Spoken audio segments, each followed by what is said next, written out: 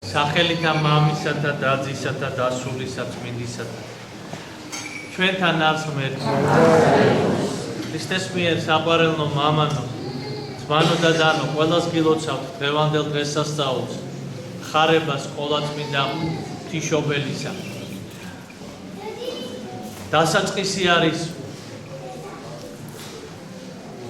დიდი საიდუმლოების რომელსაც ქვია უფლისა და მაცხოვრისა ჩვენისა იესო ქრისტეს განკაცება დასაწყისია ადამიანთა გამოხსნის ჯოჯოხეთის ტყვეობიდან ეშმაკის და ცოდვის მონობიდან დასაწყისია ადამიანთა ღმერთთან შერიგების და ცათა სასუფეველში დაბრუნებისა ამიტომაც არის ეს დღესასწაული მნიშვნელოვანი და სასიხარულო როგორც მოგეხსენებათ ჩვენმა წინაპრებმა ადამმა და ევამ ცოდეს და ამ ცოდვით შემოვიდა წუთის სოფელში სიკვდილი და ხრწნილება ჩვენ გააზრებული არ აქვს მასშტაბი ამ შეცოდებისა და შედეგები იმ ცვლილებებისა რომელიც მოხდა ღვთის ცნების ღვთის სიტყვის დარღვევის შედეგად ჩვენი წინაპრების მიერ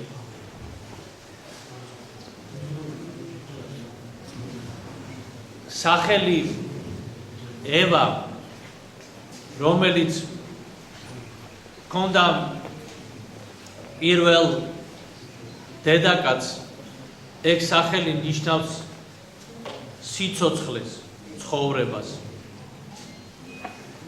და როგორც ევა იყო მშობელი მთელი კაცობრიობისა ისე ყოვლადწმინდა ღვთისმშობელი არის მშობელი ახალი ადამისა ანუ აქაც ჩვენ ვხედავთ ანალოგიას რამე თუ ადამი იყო შექმნილი ღვთის მიერ და სიცოცხლის გასაგრძელებლად კაცობრიობის გასამრავლებლად მისთვის იყო მოცემული მეუღლე დედაკაცი როგორც უკვე აღნიშნეთ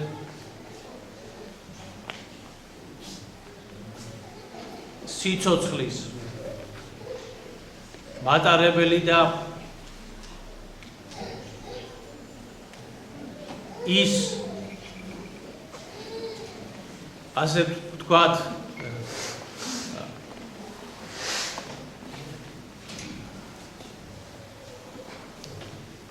ცოცხალი ორგანიზმი რომელსაც შეეძლო სიცოცხლის მინიჭება ახალი ადამიანისათვის ყოვლადწმინდა ღვთისმშობელში და ხარების დღესასწაულში ჩვენ ვხედავთ რომ აქაც მოქმედებს ღმერთი რამე თუ ღვთის სიტყვით და სულიწმინდის მოქმედებით დაიწყო დედა ღვთისმშობელში ჩასახვა და შემოქმედებითი პროცესი განკაცებისა უფლისა და მაცხოვრისა ჩვენისა იესო ქრისტესი ხოლო ხორციელი სხეული უფალმა ჩვენმა იესო ქრისტემ შეიძინა ყოვლადწმინდა ღვთისმშობელისაგან და წმინდა მამები ბრძანებენ რომ ჩვენ ყველანი ქრისტეთი ვართ თანაზიარნი ყოვლადწმინდა ღვთისმშობელის ისე როგორც ყოვლადწმინდა ღვთისმშობელმა ჩვენ გავხადა თანაზიარნი თავად ქრისტეს თავად ღვთისა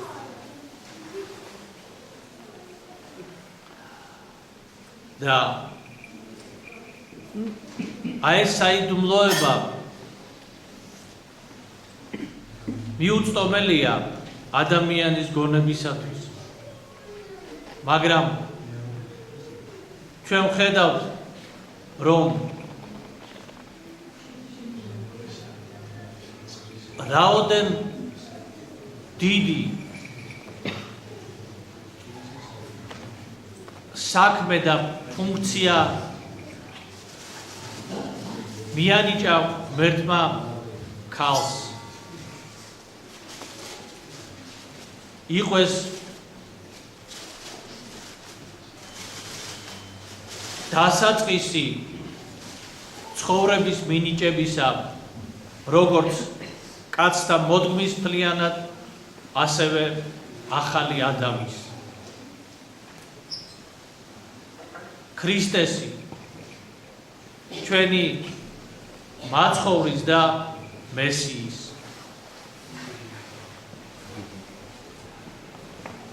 და საოცარია თავად დედა ღვთისმშობლის შინაგანი სულიერი მდგომარეობა და ძალები როდესაც მთავარანგელოზმა გაბრიელმა მას აუწყა ამ საღვთო საიდუმლოების შესახებ დედა ღვთისმშობელი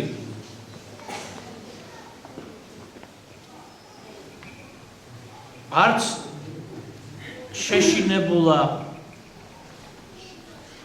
მას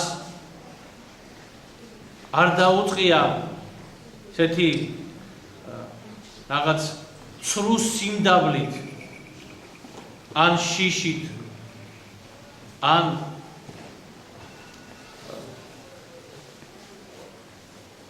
ესეთი სრულებით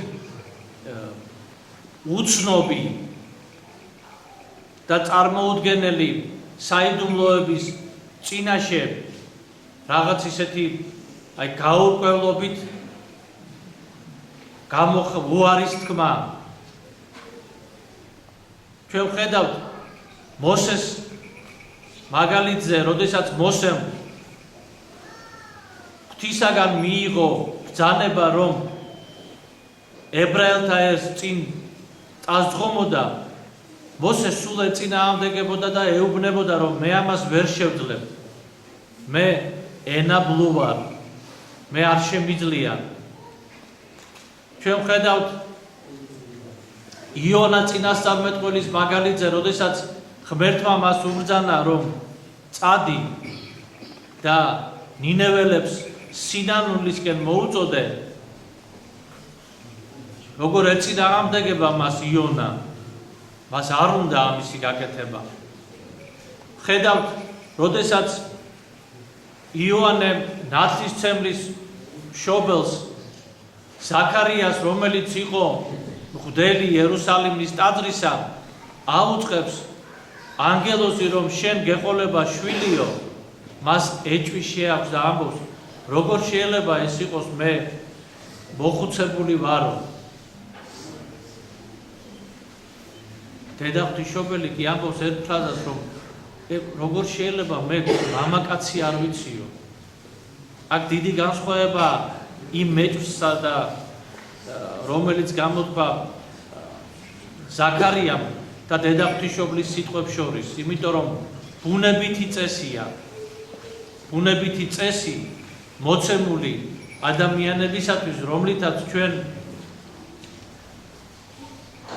ბრალდებით ბუნებითი წესი მამაკაცის და ქალის ურთიერთობისა და დედა ღვთისმშობელი რომელიც უკვე იყო იოსებ დამწინდელის მეუღლე ადამიანების თვალში აქაც მოსჩანს რომ მან როგორ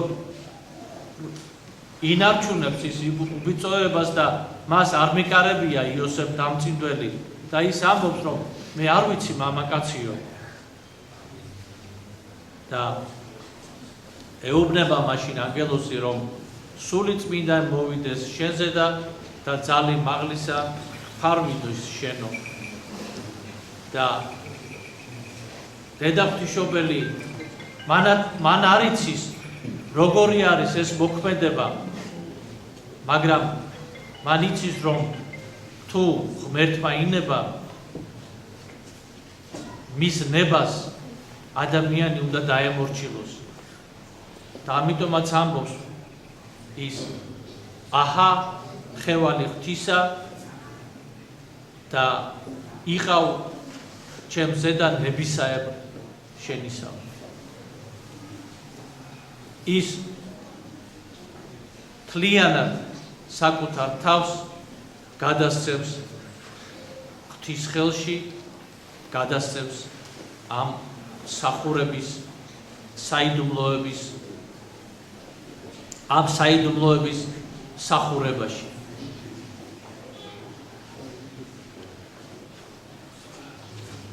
და აი ამას ქრისტეს მიერ საყვარელნო სჭირდება სულიერი ძალები ამას ეს შეუძლია გააკეთოს ძლიერ ადამიანს შინაგანად ძლიერს და აი ეს სიძლიერე შინაგანი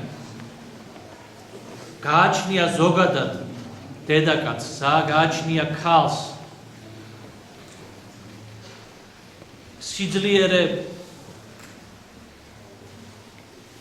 რომ იყოს დედა რომ შვას არაერთი ძე და ასული არამედ რამოდენიმე და აი ამ შინაგანი სიძლიერის გარეშე ვერც ერთი ქალი ვერ გახდება დედად ვერ გახდება მრავალი შვილის მშობელი აი ამგვარი სიძლიერე არის მონიჭებული დედაკაცისათვის ღვთისაგან ეს ბუნებითი სიძლიერე და აი ეს პოტენცია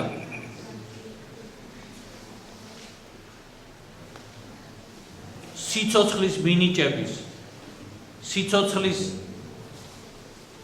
მოვლისა და პატრონობის აი ეს მნიშვნელოვანი ფუნქცია არის ქალის მაცხოვნებელიც გამაბედნიერებელიც და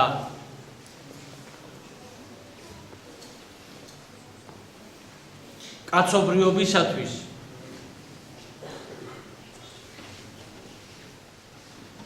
მნიშვნელოვანი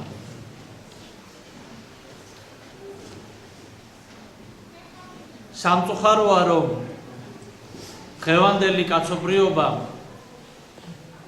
ქალის ამ ფუნქციას ვერ აფასებს და ხშირად ქალში ხედავს მხოლოდ ბნების დაკმაყოფილების ობიექტს. ზოგჯერ თავად ქალები ასე უყურებენ საკუთარ თავს.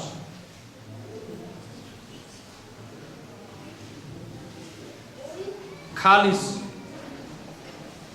პირველი და ყველაზე აღმატებული საქმიანობა ეს არის სიცოცხლის მინიჭება. ეს არის დედობა.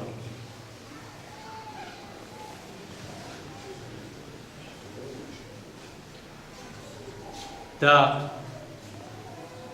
ამასთან ერთად ჩვენ ხედავთ იმასაც, რომ ბევრი ქალბატონი დედობასთან ერთად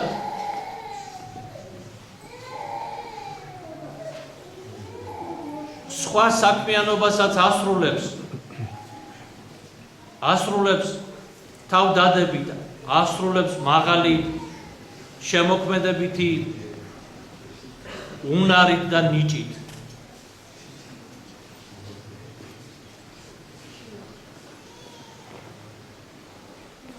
გულისხმობ სხვადასხვა პროფესიას, რომელიც გააჩნიათ ქალებს, სადაც ისინი მუშაობენ და აი ეს არის ზუსტად მანიშნებელი იმ შინაგანი ძალებისა, რომელიც გააჩნია დედაკაცს.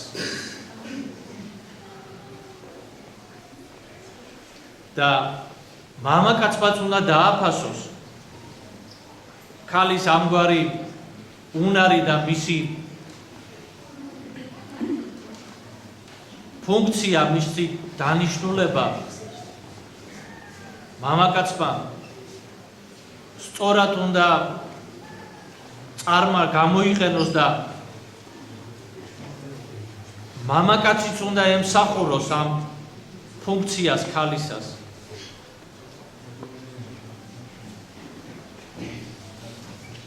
ემსახუროს პირველ რიგში პატივისცემით თავისი შვილების დედისადმი, მეუღლისადმი, ცხოვრების მეგობრისადმი, იმსახუროს პირადი კეთილი და სწორი მაგალითით.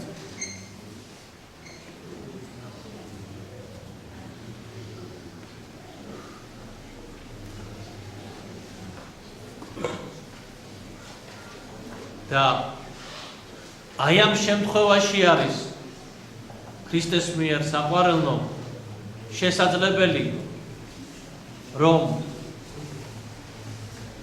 ბავშვი სწორად აღიზარდოს და სწორად აღზრდილი ბავშვი მოგეხსენებათ ის ჯანსაღ დასრულ ადამიანად ყალიბდება.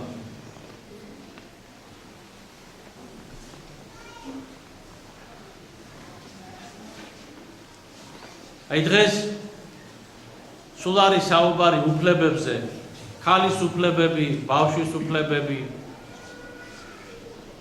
და ხედავთ არაადეკვატური გაუგებარი კანონები მოხვედებს ხშირ შემთხვევაში, განსაკუთრებულად ეს ბავშვთა უფლებების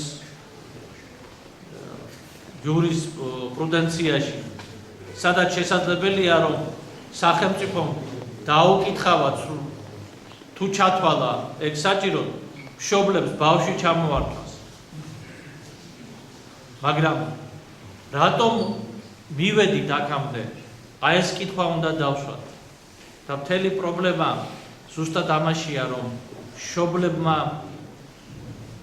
არ ივარგეს, ანუ დასრულმა ადამიანებმა არ გაიზიარეს, არ გაიაზრეს და არ აიღეს პასუხისმგებლობა ახალ ცხოვრებაზე, ბავშვზე. და ეს პასუხისმგებლობა არ არის მხოლოდ მისი გამოყვება და თუნდაც მისთვის კარგი ცხოვრების და დიდრული ცხოვრების მოწყობა. არა. ეს არის სწორი აღზრდა. სწორი აღზრდა.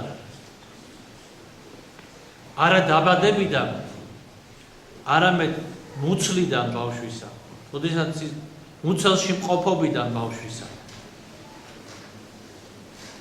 იმ პერიოდიდან. იმიტომ რომ მუცელშიც კი გრძნობს ბავშვი სიყვარულს თავისი მშობლების და მასზე ზრუნვას.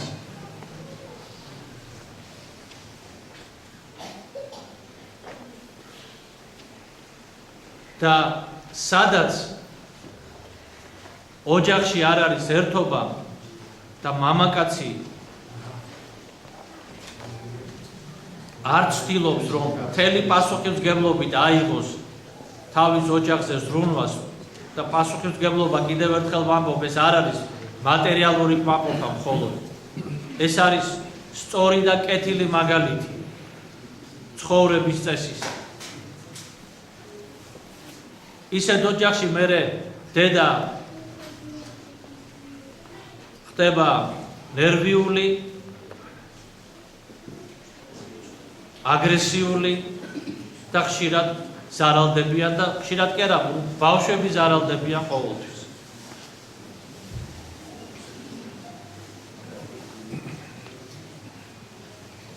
და როგორც ამბობს წმინდა წერილი, კურთხევა არის უფლისა,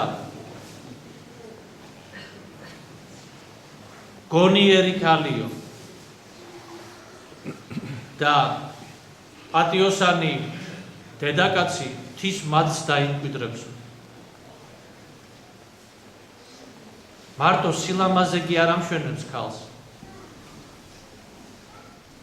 იმიტომ რომ სილამაზეზე არის ნათქვამი კვლავ წმინდა წერილში, როგორც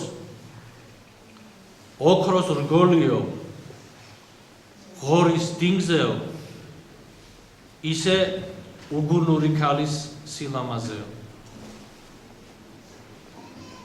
ღორი ვერასოდეს ვერ მიხვდება ოქროს მნიშვნელობას.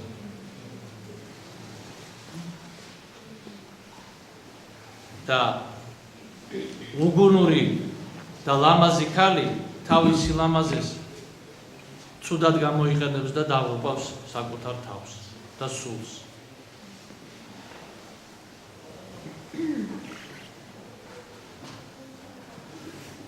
და ამიტომაც აი ქრისტეს მიერ საყვარელო, აი დღეს, როდესაც სამწუხაროდ ძალიან იმატა ცოდვამ და რაღაც გარკვეული ცხოვრების წესიც კი წესად ჩამოყალიბდა უკვე. ჩვენ ვიცოდეთ, რომ ამაზე პასუხს ვაგებთ. ჩვენ შვილების წინაშე, ვაგებთ ღვთის წინაშე, ერთმანეთის წინაშე. და სულ ტყუილია ეს საუბრები ბედნიერ საზოგადოებაზე და ბედნიერ ადამიანზე. თუ ადამიანი თავშივე გაუბედურებულად ცხოვრობს.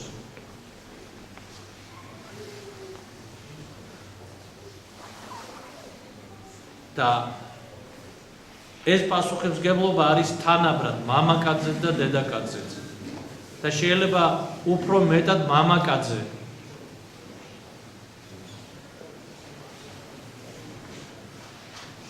იმიტომ რომ მამაკაცის დამოკიდებულება ხშირ შემთხვევაში განსაზღვრავს ქალის ქცევას.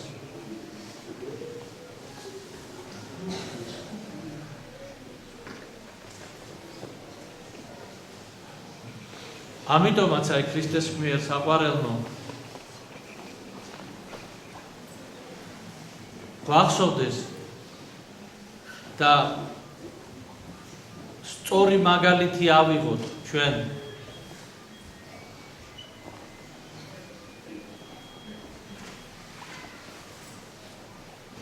წმინდა წერილიდან კაცობრიობის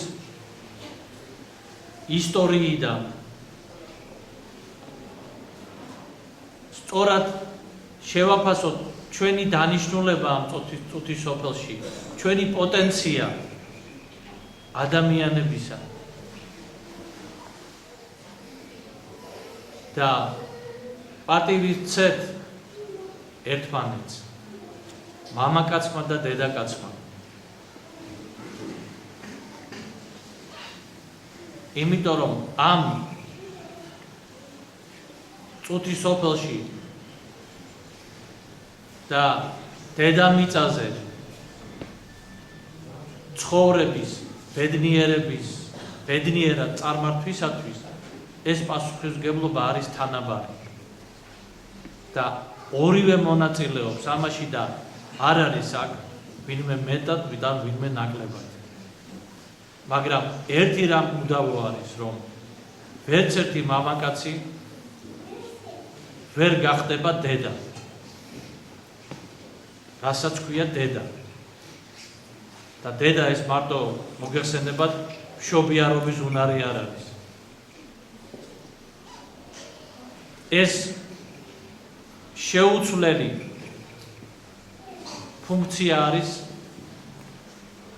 დედაკაცისა. და აი ეს არ უნდა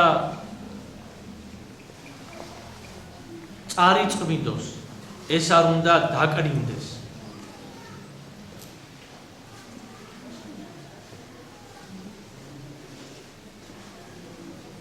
ქალში და ამის გამო კიდევ ერთხელ ვამბობ, მამაკაცმა სწორად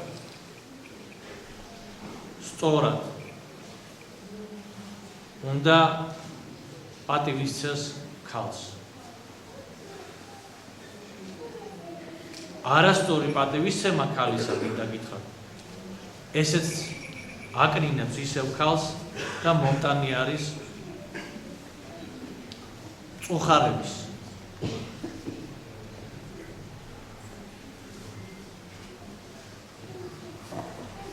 და რას ნიშნავს არასწორი პატივისცემა?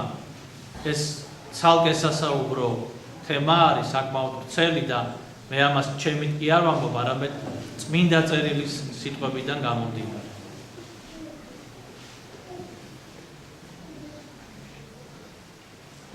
მაგრამ სანამ ამაზე ვისაუბრებ, ჩვენ გვაქვს ძალიან ბევრი და ვრცელი სასაუბრო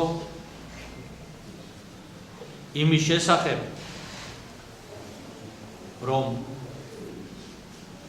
ქალი თავისი მოწოდებით, ფუნქციით და შინაარსით არის ძალზე ძლიერი, ძალზე მნიშვნელოვანი და პატივისცემას ყველანაირ პატივისცემას იმსახურებს.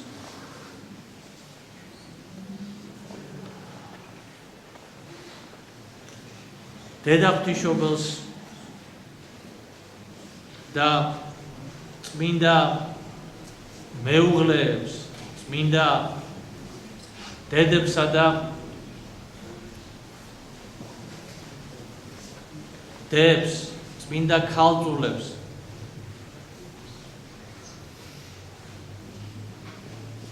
უნდა მიბაძოს ქრისტიანმა ქალმა.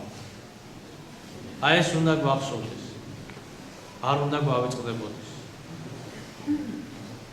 ეს არის ჩვენი მისაბაძი მაგალითი და არა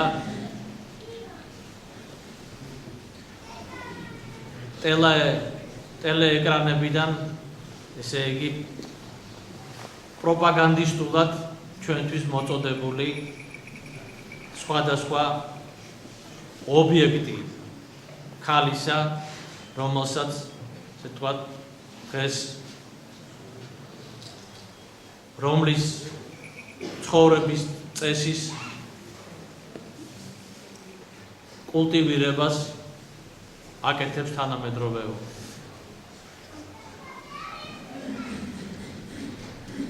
ეს უნდა გვახსოვდეს ქრისტეს მიერ საყვარელნო, ეს არის ჩვენი ეკლესიის წევრების მიზანი და დანიშნულებაც.